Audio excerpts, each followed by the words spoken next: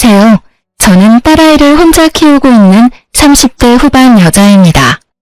매일 사연을 들으며 하루를 마무리하곤 했는데 막상 사연을 보내려니 엄청나게 떨려오네요. 그래도 열심히 써볼 테니 잘 들어주시길 바라며 이야기 시작해 보겠습니다. 저와 남편은 오래된 장수 커플이었어요. 고등학교 때부터 사귀기 시작해 10년이란 시간을 만나왔으니 거의 가족이나 마찬가지였죠. 물론 가족 간에도 사이가 좋아 저희가 마침내 결혼한다고 했을 때 얼마나 좋아들 해주셨는지 몰라요. 결혼을 하고 난 뒤에도 저희는 10년이란 세월이 무색할 만큼 사이가 좋았고 서로 사랑했었습니다. 결혼하고 난 뒤 1년 만에 아기가 생겼고 무사히 딸을 출산하게 되었어요. 딸이 귀한 시댁에선 이보다 더 기쁜 일이 없다고 경사라고 하시며 저희 부부보다도 더 딸의 출산을 기뻐해 주셨죠. 참 하루하루가 행복했어요. 이렇게 행복하게만 살 수 있다면 더 바랄 것이 없다는 생각이 들 정도였으니까요. 하지만 불행은 예기치 못한 순간이 찾아오더군요. 그날은 남편이 출장을 갔다가 딸아이가 눈에 밟힌다며 무리해서 밤늦게 집으로 돌아오던 길이었어요.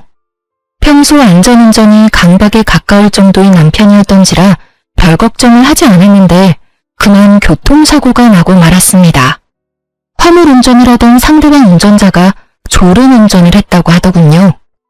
남편은 그 자리에서 하늘나라로 가버렸고 아기가 2살도 되지 않던 해에 저는 남편을 떠나보내게 되었어요. 처음엔 믿기지 않았어요. 언제든 남편이 현관문을 열고 들어올 것만 같은데 야속한 남편은 돌아오지 않더군요. 그렇게 감당할 수 없는 슬픔에 빠져 몇 달을 보냈던 것 같아요. 그러던 어느 날 딸이 다가와서 엄마라고 하며 제 눈물을 닦아주더라고요. 그때 정신이 번뜩 들었어요. 저는 사랑하는 사람을 잃은 슬픈 여자이기도 했지만 한 아이를 책임져야 할 엄마였다는 사실을 깨달았던 거죠. 그날 이후 전 가까스로 정신을 차렸고 시댁과 친정의 도움을 받으며 아이를 키워나갔어요. 그렇게 3년이란 시간이 지났어요. 축 처진 기저귀를 차고서도 해맑게 웃던 아이는 어느새 5살이 되어 스스로 변기에 가서 볼일을 보고 올 만큼 시간이 지났어요. 여전히 전 시댁과 왕래를 하며 지내며 도움을 많이 받고 있었어요. 아, 여기서 말하는 도움이란 금전적인 도움은 아니에요. 물론 명절 때가 되면 저도 그렇고 아이도 그렇고 용돈을 받긴 하지만 그런 것을 제외하고는 일체의 돈은 받지 않았어요. 그저 제가 쉴 수 있게 아이를 데리고 가서 하룻밤 자주 쉰다거나 먹거리를 해주시는 등 그런 도움들을 주시고 계세요. 가끔 큰돈을 주려고 하시긴 했지만 사망보험금을 포함해 남편이 남기고 간 것이 꽤 있기도 했고 저도 액세서리를 만들어 온라인으로 판매 중이었기에 돈이 아쉽지 않았던 터라 돈은 필요 없고 가끔 딸아이 좀 봐달라고 부탁드렸네요. 시댁에선 그런 제 의견을 존중해 주셨고 그렇게 저흰 자주 왕래하며 지내왔어요. 그러던 어느 날 시댁에서 좋은 소식이 들려왔어요. 그건 바로 서방님의 결혼 소식이었어요. 워낙 오랜 세월 봐온 터라 정말 기쁘더군요. 주은아, 글쎄 우리 막둥이가 결혼한다는구나. 어머, 정말이에요? 정말 축하드려요, 어머님. 우리 도련님이 드디어 장가를 가다니 제가 다 눈물이 나려고 하네요. 그러니까 어느새 커서 자기 가정을 꾸린다니 세월이 참 빠르구나. 그건 그렇고 너도 상견례 자리에 올 거지? 네? 저도 가고 싶긴 한데 아무래도 안 가는 게 좋을 것 같아요. 왜? 오고 싶으면 오면 되지. 너도 우리 가족이잖니. 그렇긴 해도 상대방 입장에선 아닐 수도 있다는 생각이 들어요, 어머님. 괜히 중요한 말에 저 때문에 괜한 말 나오는 것도 싫기도 하고 괜히 불편할 것 같기도 하고요. 그냥 전 마음만 보낼 테니 저는 신경 쓰지 마시고 잘 다녀오세요, 어머님. 그래, 알겠어. 그러면 상견례는 안 오는 대신 결혼식엔 무조건 와야 해. 너 안 온다고 하면 재원이가 엄청나게 섭섭해할 거야. 알겠지? 네, 결혼식엔 무슨 일이 있어도 꼭 참석할게요. 그렇게 전 결혼식엔 꼭 참석하겠다는 약속을 하고선 전화를 끊었어요. 상견례 자리는 잘 마무리되었다고 했고 어머님께 들은 바론 애교도 많고 싹싹한 것이 마음에 든다고 하시더군요. 시간은 흘러 결혼식 날이 되었고 컨디션이 좋지 않은 딸을 친정에 맡기고 결혼식장으로 갔어요. 시댁 식구들과 인사를 나누고 어머님은 저를 동서에게 소개해주겠다며 신부 대기실로 데리고 가더라고요. 신부 대기실에 앉아있는 동서는 어머님의 말씀대로 참 예쁘고 애교가 많았어요. 어머님을 보자마자 어머님이라고 콧소리를 내며 안기는데 괜찮은 사람이 들어왔다는 생각이 들더군요. 어머님은 동서를 떼어내며 저를 소개해 주었고 저를 본 동서의 반응이 썩 좋지만은 않았지만 그땐 좋은 게 좋은 거라고 많이 긴장해서 그런가 보다 하고 그냥 넘겼어요. 잠깐의 반응 뒤엔 밝게 인사를 해주었기에 다르게 생각할 틈도 없기도 했고요.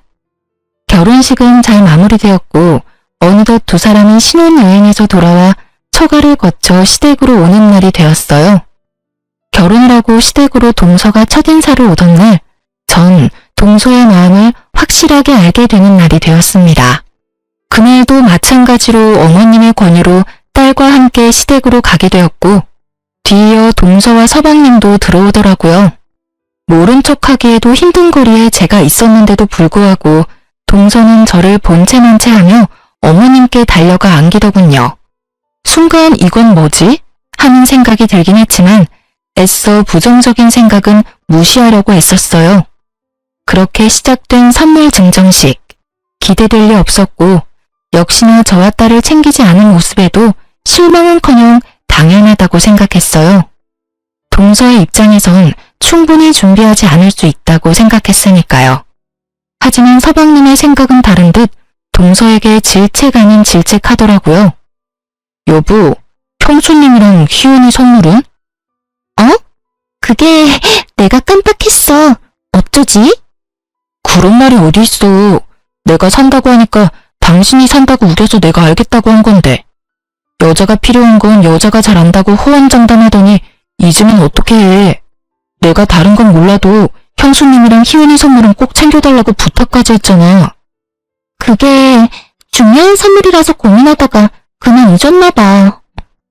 일부러 사지 않은 것이 뻔한데 끝까지 깜빡했다며 동서는 깜찍한 거짓말을 해댔고 전 어차피 받을 생각 없었던 선물인지라 분위기가 더 가라앉기 전에 제가 말을 꺼냈어요. 아유, 그깟 선물이 뭐라고 새신랑 새신부가 싸우려고 해. 난 괜찮으니까 그만하고 밥부터 먹자 우리. 아버님, 어머님 식사하실 시간 한참 지나서 시장하실 거야. 그렇죠, 아버님, 어머님? 제 말에 상황은 일단락이 되었고 어머님은 주방으로, 아버님은 딸과 함께 선물을 들고 안방으로, 서방님은 편한 옷을 갈아입기 위해 쓰던 방으로 각자 흩어지게 되었죠. 그렇게 저와 동서만이 거실에 남게 되었고 동서는 기다렸다는 듯이 본색을 드러내더군요. 그이한테 이야기 들을 때부터 뻔뻔한 건 알았지만 이렇게까지 뻔뻔한 줄은 미처 몰랐네요. 지금 그 말 나 들으라고 하는 말이야? 그러면 여기 형님 말고 사람이 또 있나요? 지금 이 자리가 어떤 자리인데 형님이 와 계세요? 낄 때 안 낄 때 구분을 못 하시나 봐. 남편까지 죽음마당에. 뭘 바라고 시댁하고 인연을 이어나가는 건지 이해가 안 되네요. 뭐 애 앞세워서 들락날락하면 콩고물이라도 떨어질 거라 생각하시는 건가? 기가 막히면서 동서의 수준이 보이더군요. 생각하는 꼴이 얼마나 밑바닥인지 한숨이 다 나오더라고요. 좋은 날이니 웬만하면 참아주려고 했는데 이쯤 되니 마냥 참지 못하는 성격이 또 불쑥하고 튀어나와 버렸죠. 동서가 주인공인 날에 내가 참석한 것이 기분 나빴다면 미안한데 나도 이 집 주인인 아버님, 어머님이 불러서 온 거니까 동서가 상관할 바는 아닌 것 같고 뭘 바라고 시댁에 들락날락거리는 건 아니니까 앞으로는 말 좀 조심해줬으면 좋겠어. 계속 이런 식이면 동서 수준이 밑바닥이라고 증명하는 꼴밖에 되지 않을 테니까 말이야. 뭐라고요?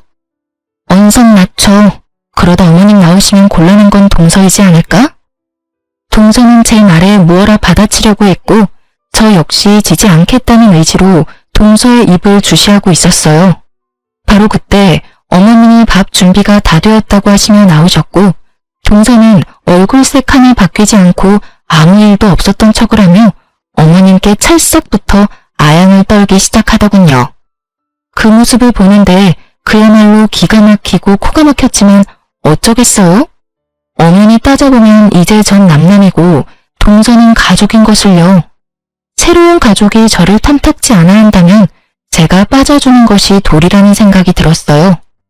그 후부턴 전 조금씩 시댁과의 거리를 두기 시작했어요. 저로 인해 괜한 분란을 만들고 싶지 않았으니까요. 그렇게 거리를 두며 지내던 어느 날 어머님이 집으로 찾아오셨더라고요. 오셔서 하시는 말씀을 듣고 있는데 정말 너무 황당하더라고요. 주은아, 너 요즘 우리랑 일부러 거리 두고 지내는 거 맞지? 갑자기 왜 그러는 게야? 엄마 요즘 조금 섭섭해지려고 하는데 이유가 있다면 말해줄 수 있겠니? 그게 어머님, 다른 이유가 있는 건 아닌데 요즘 일이 조금 바빴어요. 그래? 사실 내가 둘째한테 들은 이야기 있어서 그래. 둘째한테 듣기로는 너 요즘 만나는 사람 생겨서 우리랑 거리를 두는 거라고 하던데 그 말이 사실이야? 아, 너를 질책하려고 이런 말 하는 거 아니니 오해하지 말려무나. 난 그저 네가 좋은 사람 만나서 새 출발하는 거 우린 정말 괜찮고 오히려 응원하고 있다고 말해주고 싶어서 이렇게 왔어. 그러니 혹시나 그런 상황이라도 우린 괜찮으니 가끔은 연락하고 지내면 안 되겠니? 네? 남자라니요. 저 만나는 사람 없어요, 어머님. 어머님도 알다시피 희은이 하나 키우는 것도 바쁜데 제가 언제 남자를 만나겠어요? 그것도 그렇고 저 아직 다른 사람 만날 생각 전혀 없어요. 그러니? 그런데 왜 둘째는 그런 말을 했을까? 확신에 가득 차서 사실은요 내 남자 있다고 하던데 뭔가 착각을 했나? 아마 그런가 봐요. 뭐 때문에 그런 오해를 하게 되었는지는 모르겠는데 단단히 오해했나 보네요. 하여튼 그런 일은 전혀 없고 혹여나 제가 남자가 생겨도 어머님 아버님과의 관계를 완전히 끊어내는 일은 없을 거예요.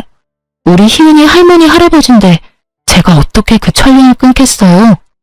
그렇게 말해주니 고맙구나. 난 혹시나 하는 마음에 네가 부담 느낄까봐 그랬어. 어머님은 그렇게 절 오래 보셔놓곤 아직도 절 모르세요?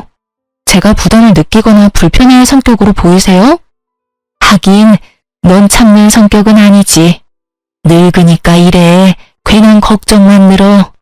전 전혀 그런 것이 아니라며 오해한 것 같다며 대충 둘러대긴 했지만 도저히 동서가 이해되지 않더라고요. 아무리 남편도 죽고 인연이 끊어진 내가 동서한테 거슬릴 수 있다고 좋게 생각해보려고 해도 없는 사실까지 만들어내며 저를 몰아내려고 하는 동서의 짓거리가 과하다는 생각밖에 들지 않았어요.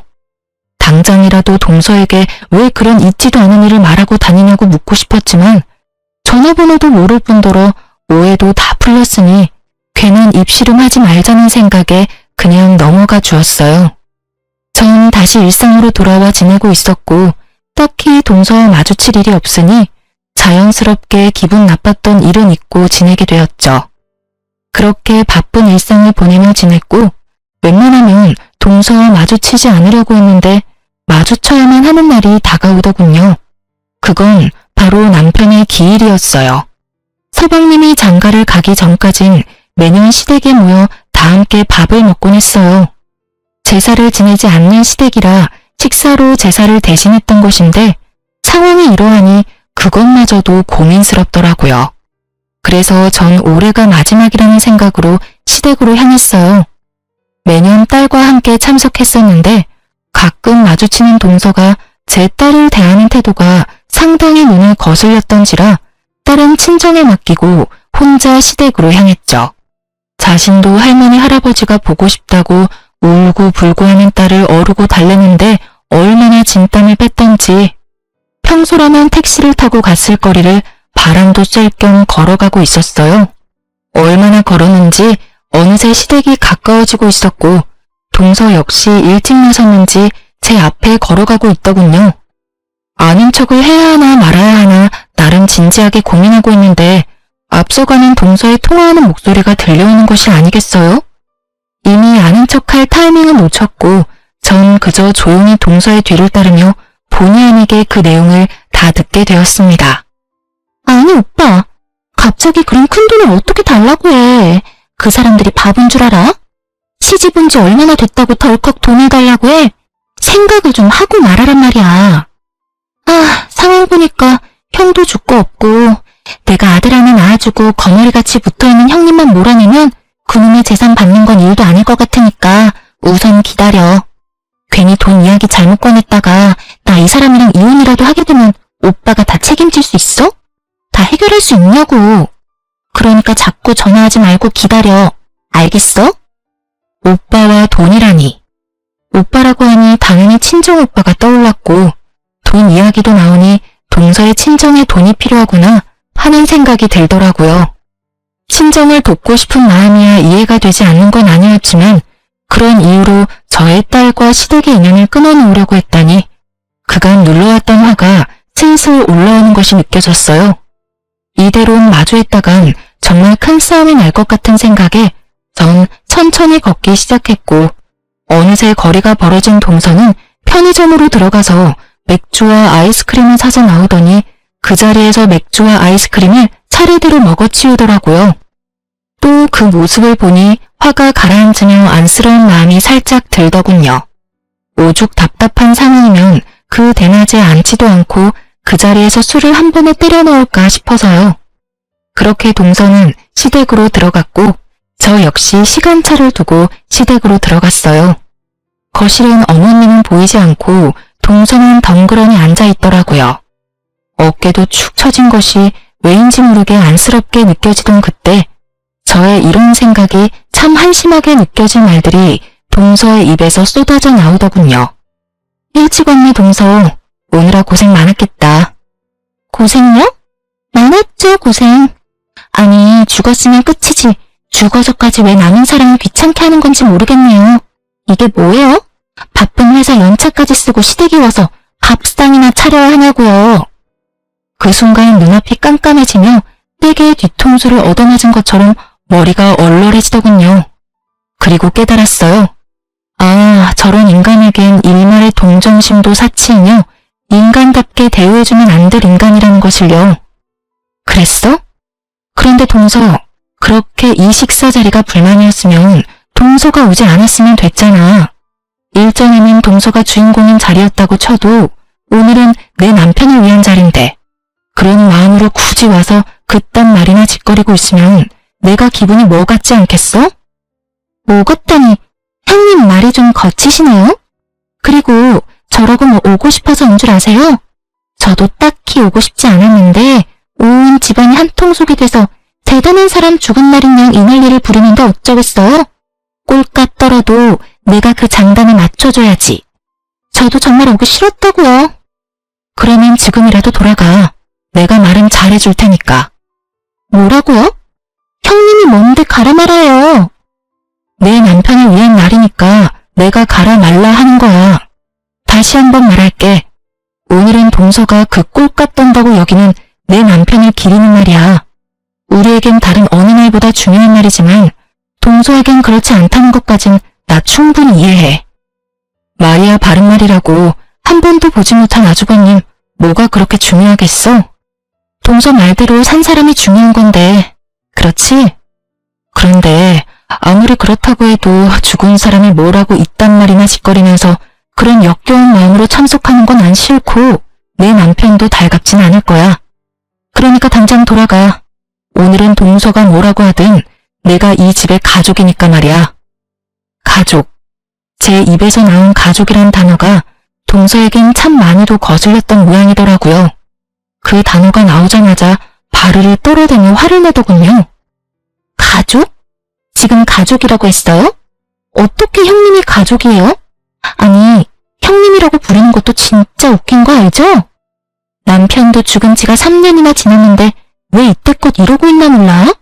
뭐 재산이라도 한 푼 뜯어갈까 싶어서 기웃대는 그 마음 이해 안 되는 건 아닌데 보고만 있기가 참 역겹네요.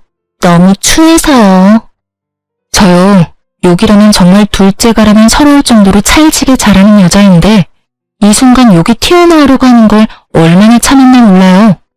그렇게 죽을 힘을 다해 욕을 참고 있는데 방문 열리는 소리가 들리며 남편 방에서 어머님이 나오시더라고요. 한 번도 보지 못한 무서운 얼굴을 하고서요. 동서는 배를 눌러도 인기척이 없자 당연히 아무도 없는 줄 알고 미리 받아두었던 열쇠로 문을 열고 들어왔던 것이었어요. 안방 문이 열려있는 것으로 봐선 혹시나 하는 마음에 안방까진 확인했는데 설마 어머님이 옛 아주버님 방에 있을 줄은 꿈에도 생각하지 못한 것이었죠. 하긴 저 역시 생각도 못했는데 동서라고 알 수 있었겠어요? 어머님의 등장에 저도 저지만 동서 역시 크게 놀라 얼굴이 하얗게 질려가더군요. 이게 뭐 하는 짓이야? 내가 어지간하면 듣고만 있으려고 했는데 도저히 참을 수가 없구나. 둘째 너 첫째한테 말하는 뽐새가 아주 못쓰겠구나. 나 없을 때마다 이런 식으로 첫째를 대했니? 어머님, 그게 아니라요. 전 아무도 없는 줄 알고 그랬어요. 아무도 없으면 손윗 사람한테 그렇게 막 대해도 된다고 배웠어? 둘째 너 그렇게 안 봤는데 아주 몹쓸애구나. 여기가 어디라고 그런 막말을 내뱉고 있어? 어머님, 제가 잘못했어요. 처음부터 그럴 의도는 아니었는데 형님이 절 너무 몰아세우시니까 저도 흥분을 해서 그만 말이 막 나와버렸어요. 어디서 끝까지 거짓말인 거야? 둘째 너, 내가 방금 어디서 나왔는지 잊은 게야? 네가 그렇게 죽어서까지 사람 귀찮게 한다던 장난방에서 나왔다. 오늘따라 생각이 많이 나서 먼저 떠난 아들 방에서 내가 얼마나 울었는지 네가 알아? 그렇게 울다 잠시 잠들었다가 깼더니 뭐?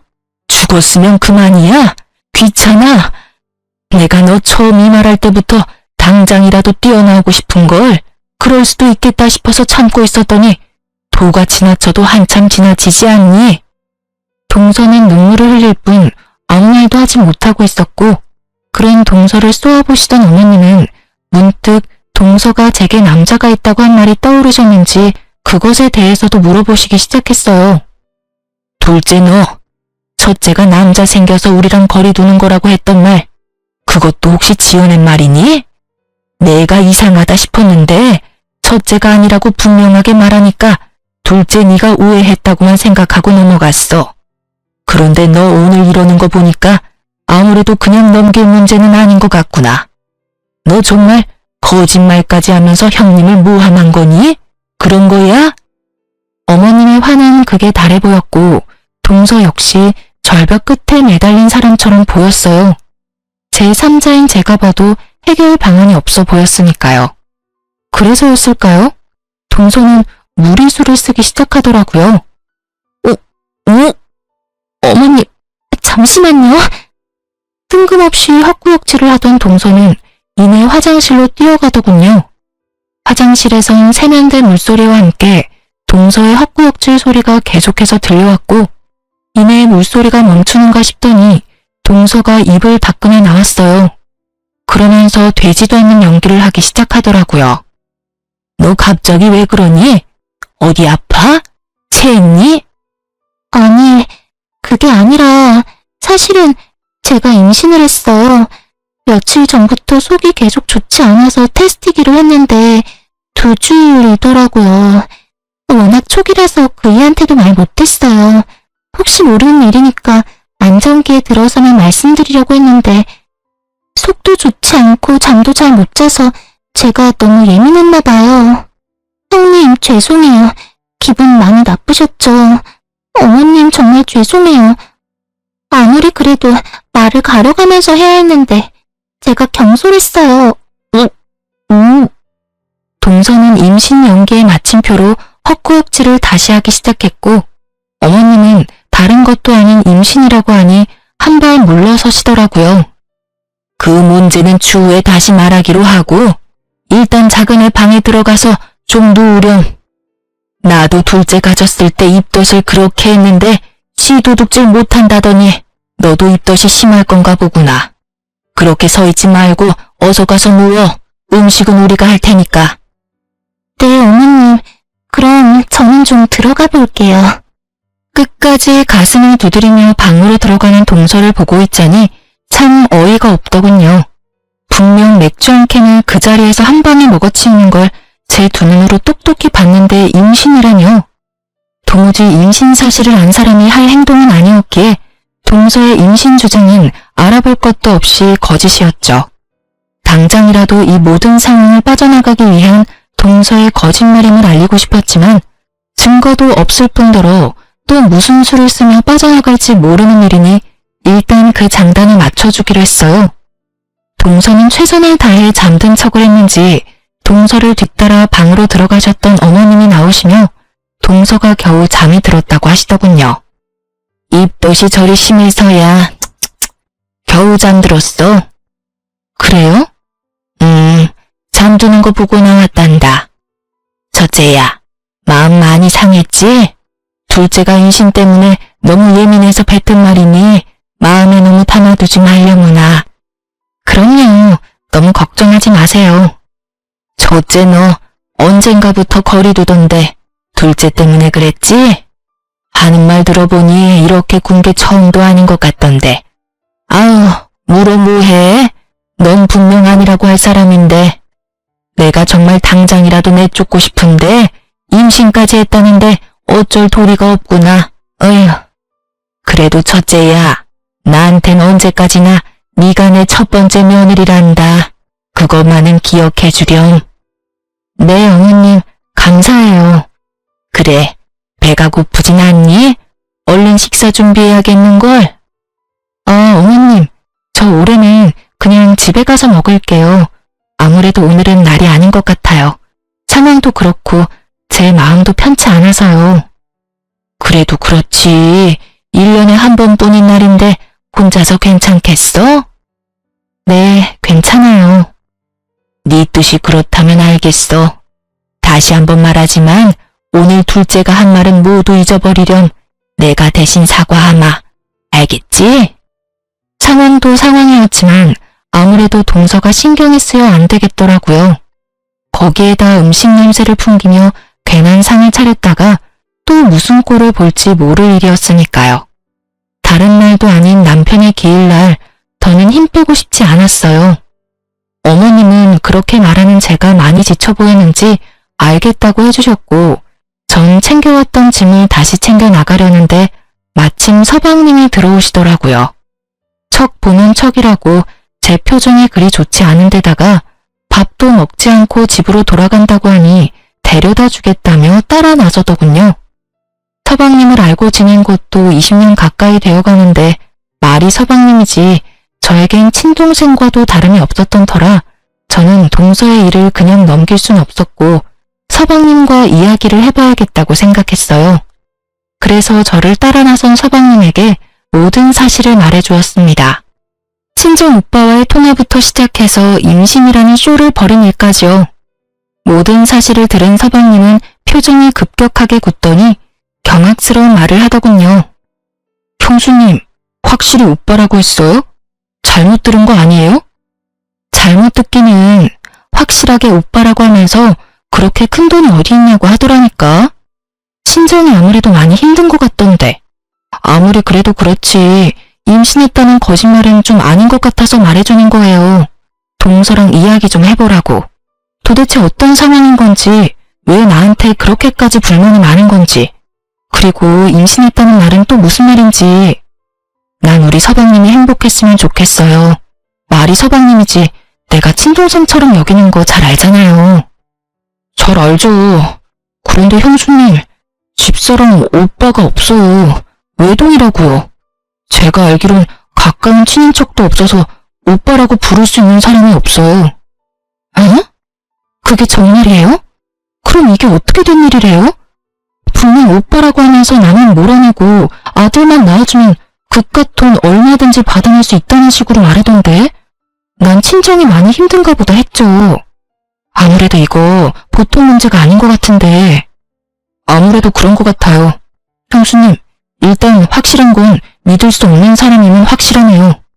한참을 이야기를 나누던 저희는 동서는 믿을 수 없는 사람이라는 결론이 났고 동서에 대해서 좀 더 알아보기로 했어요. 아무래도 이때껏 동서의 입으로 들었던 모든 것을 의심해야만 하는 상황이었으니까요. 일단 서방님은 아무것도 모른 척 동서가 하는 대로 지켜보기로 했고, 전 흥신소를 통해 동서에 대해서 알아봐 달라고 했어요. 동서와 조금이라도 연관이 있는 사람이다 싶으면 그 사람도 같이 알아봐 달라고 했고요. 물론 모든 사실이 밝혀지기 전까진 부모님께 비밀로 하기로 했죠.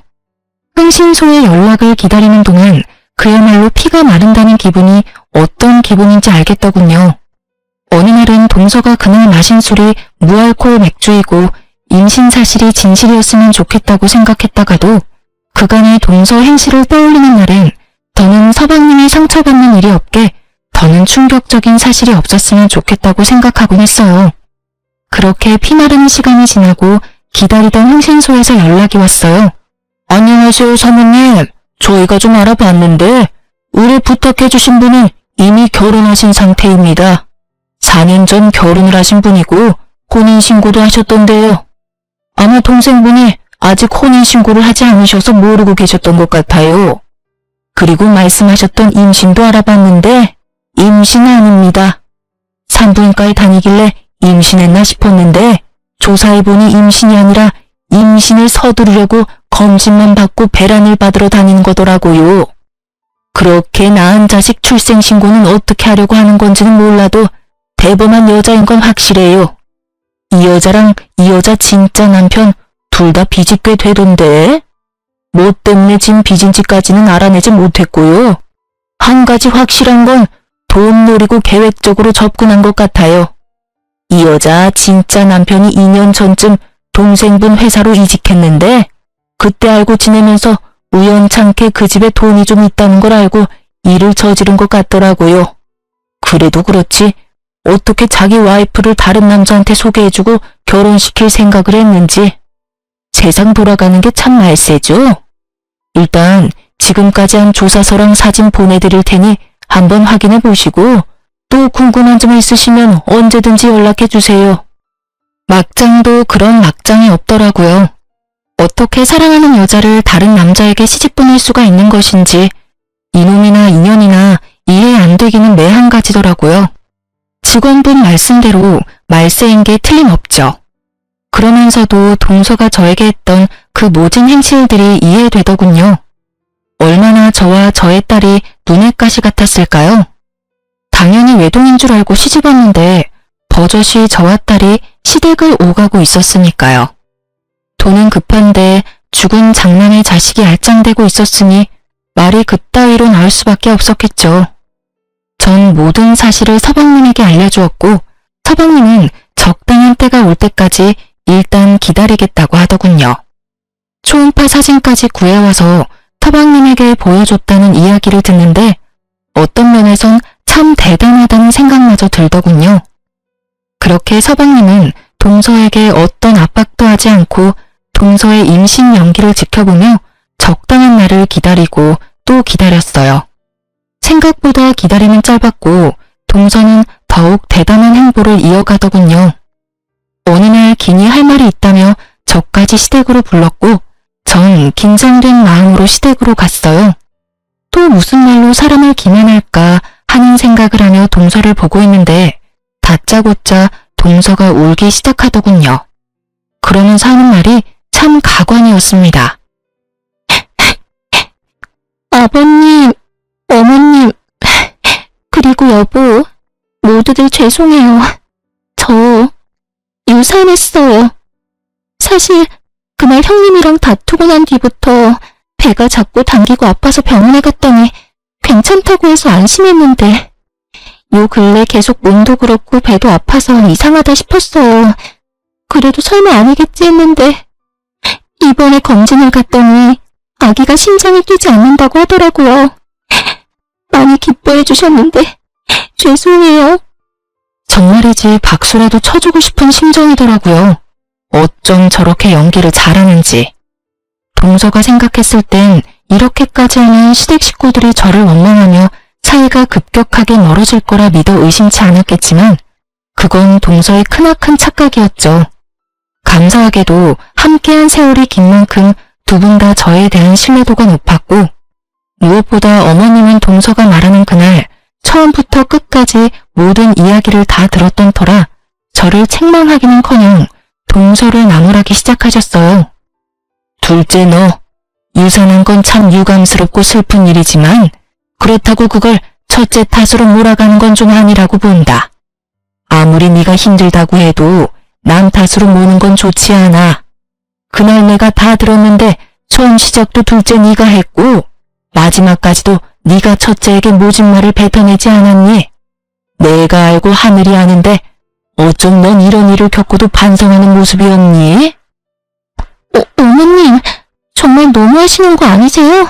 그때도 말씀드렸다시피 저 입덧도 너무 심하고 잠도 못 자서 예민한 상태였어요. 물론 그날 제가 형님께 버릇없이 한 건 맞지만 제가 오죽했으면 그랬겠어요? 어머님 안 계신 곳에서 형님이 얼마나 저한테 모질게 구셨는데요. 어머님은 아무것도 모르시면서 왜 형님 편만 드세요? 제가 오죽했으면 이 상까지 했겠냐고요. 불쌍한 우리 아기. 엄마가 미안해. 엄마가 널 잘 지켰어야 했는데. 어머 둘째야. 그렇다고 그렇게 울기까지 하니? 일단 진정해보렴. 제가 얼마나 억장이 무너졌는데요, 어머님. 같은 여자니까 잘 아시잖아요. 세상 빛 한 번 보지 못하고 내 자식이 떠났는데 제 심정이 어떻겠어요? 마지막엔 거의 오열하는데 모든 사실을 알고 지켜보는데도 진짜 유산을 한 걸까? 하는 생각까지 들더라고요. 동서의 오열에 아버님과 어머님은 조금 미안한 마음이 드시는 건지 아무 말도 없으시더라고요. 눈물도 고이시는 것이 이대로 지켜만 보면 안 되겠다는 생각이 들었어요. 그래서 전 흥신소에서 받은 사진을 바닥에 내려놓으며 말했습니다. 동서, 이제 그만 울고 이 사진들 좀 볼래? 아무래도 동서 설명이 좀 필요한 것 같아서. 설명은 무슨 설명? 이게 뭐예요? 혹시 제 뒷조사 하셨어요? 지금 그런 게 중요해? 얼른 설명부터 해봐. 이 남자는 누군데 동서랑 이리도 다정하게 있는 건지, 임신한 사람이 왜 난임 클리닉을 다니고 있는 건지. 제가 사진을 보여주며 몰아붙이자 동서는 손바닥 뒤집듯 태세를 바꿔 다 오해라는 말을 해대더군요. 하지만 이미 늦은 일이었어요. 모든 상황을 지켜만 보고 있던 서방님이 나서기 시작했으니까요. 아버지 어머니, 이 사람 남자가 있어요. 그래서 전 이 사람하고 이혼하고 사기죄로 고소할 예정이에요. 심력 끼쳐 죄송해요. 제가 잘 알아보고 결혼했어야 했는데. 서방님의 말을 듣고 있던 동서는 고소할 거란 말에 파르르 떨며 따지고 들기 시작했고 비교적 차분히 말하던 서방님도 더는 참을 수 없었는지 모든 사실을 큰 소리로 밝히기 시작했어요. 고소? 사기? 그게 무슨 말이야, 여보. 이혼은 그렇다고 쳐. 바람 피운 게 뭘 그렇게 큰 죄라고 고소까지 한단 말이야. 그러지 말고 나 한 번만 용서해줘. 딱 한 번 실수였어. 정말이야. 실수? 실수라고? 넌 결혼한 사실 숨기고 다른 남자랑 결혼한 게 실수야? 어떻게 끝까지 거짓말이야, 끝까지. 아버지 어머니, 알고 보니 이미 결혼을 한 사람이더라고요. 이혼한 여자가 아니라 아직 유부녀였어요. 그리고 임신? 그것도 거짓말이었고요. 애초에 임신을 한 적도 없고 그렇기에 물론 유산한 적도 없고요. 아니야. 이거 다 사실이 아니야. 오해라고. 오해야. 오해? 내가 모를 줄 알아? 박대리 그 새끼가 의도적으로 자기 마누라인 너를 나한테 소개시켜줬고 넌 깜찍하게 날 속이고 우리 집에 시집와서 우리 집 돈으로 네 남편이랑 네 빚 갚으려고 했다는 거. 그걸 어떻게... 여보, 내 말 좀 들어봐. 들어볼 필요도 없어. 입만 떼면 거짓말인데 내가 네 말을 듣고 싶을 것 같아? 세상에 영원한 비밀이 어디 있다고 어떻게 그런 걸 속여? 그리고 너 우리 형수한테 한 짓도 가관이더라? 뭐? 뭘 뜯어내려고 죽은 남편 집에 들락날락하냐고? 어디서 감히 네가 그딴 말을 형수님한테 해? 세상 사람들이 모두 너 같을 줄 알아? 설사 네가 정말 평범한 여자이고 그럼 네가 임신해서 아들을 낳아줬다고 한들 너는 너고 형수는 형수야. 형이 있든 없든 우리에겐 세상 누구보다 사랑하는 가족이라고. 여보, 제발 나 좀 살려줘. 울지도 마. 여보라고 부르지도 말고. 모든 사실이 드러난 지금 동서는 피할 구멍이 보이지 않는지 그저 울기만 하더군요. 그때 동서의 진짜 남편이 배를 눌렀고 전 문을 열어줬어요. 서방님이 미리 급한 일이 있다며 와달라고 연락을 한 것이었어요. 집 안으로 들어오던 진짜 남편은 한눈에 모든 상황을 파악한 듯 재빠르게 무릎을 꿇고 빌기 시작하더라고요. 내가 다 잘못했어. 정말이야. 처음부터 이러려고 그런 게 아니었는데 나도 사는 게 너무 힘들다 보니까 정말 미안해. 정말이야. 제발 회사에는 알리지 말아줘. 나 회사까지 잘리면 정말 못 살아. 그나마 월급으로 겨우 빚 갚으면서 살아가고 있다고. 그러니까 제발 무슨 짓이든 할 테니까 제발 회사에는 비밀로 해주면 안 될까? 참 한 치 앞도 보지 못하는 사람이란 생각이 들더군요. 지금 회사가 문제가 아니라 깜빵을 가냐 안 가냐의 기로에 서 있다는 걸 전혀 모르고 있으니까요. 회사? 지금 회사 걱정할 때가 아닐 텐데. 그럼 날 뭘 어떻게 할 건데? 나 요즘 변호사분이랑 고소장 쓰는 중이야. 참고로 합의는 없고 합당한 대가는 다 치르게 할 테니 각오하는 게 좋을 거야. 네 마누라 데리고 가라고 부른 거니까 얼른 데리고 꺼져. 고소라니. 제발 그러지 말고 다시 한번 생각해주면 안 될까? 남의 인생 망쳐봤자 최대리한테 뭐가 남는다고 그리 모질게 굴어. 그래 여보, 제발 한 번만 다시 생각해줘. 나 사랑했잖아. 나랑 같이 살아달라는 말은 하지 않을게. 그저 한 번만 더 기회를 달라는 것뿐이야. 내가 반성하면서 살 테니까 제발 한 번만 살려줘. 급기야 두 사람은 울고불고 하며 매달리기 시작했고 아버님과 어머님은 그 꼴을 보고 있기 힘드셨는지 방으로 들어가 버리시더라고요. 이 인간들을 어떻게 해야 하나 하고 있는데 서방님이 어디론가 전화를 걸었어요. 알고 보니 서방님은 이런 상황에 대비해 미리 신고를 해둔 상황이었고 집 앞에서 대기 중이시던 경찰관 세 분이 두 사람을 끌고 나가더군요. 끝까지 발악하며 매달리는데 그쯤 되니 공포영화 저리 가라였죠. 사건은 일단락되었고 서방님은 다행스럽게도 전동서가 혼인신고를 밀어준 덕분에 결혼에 대해선 따로 뭘 할 것이 없더라고요. 그저 동서의 짐을 빼서 집 앞에 내팽개쳐놨더니 쥐도 새도 모르게 가지고 갔다고 했어요. 전동서의 진짜 남편은 소송이 진행되며 회사의 모든 사실이 알려져 당연스럽게 회사에서 잘리게 되었고 실력 좋은 변호사분이 합의는 절대 없다는 서방님의 의견을 적극 반영해 최선을 다해 사기죄 최대 형량을 받아내겠다고 하더군요. 이 어이없는 상황에서 더 어이없는 소식이 전해졌는데 그게 무엇인지 예상이 되시나요? 그건 바로 전 동서의 진짜 남편이었던 박대리가 그 없는 살림에 비싼 변호사를 선임해 모든 죄를 동서에게 덮어씌우려고 했다지 뭐예요? 그럼 뭐하나요? 증거가 차고도 넘치는걸요.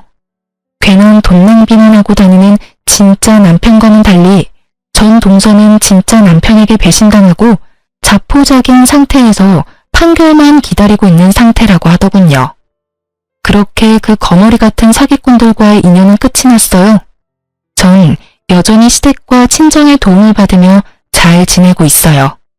언젠가 두 사람은 결국 깜빵에 가게 되었다고 듣긴 했는데 형량을 얼마나 받은 것인지 그 후엔 어떻게 되었는지 묻진 않았어요. 괜한 상처를 들춰내는 짓인 것만 같아서요. 한동안 서방님, 아니 도련님은 힘들어 하시더라고요. 애써 숨기려고 노력했지만 훤히 다 보여 제 마음이 더 아프더군요.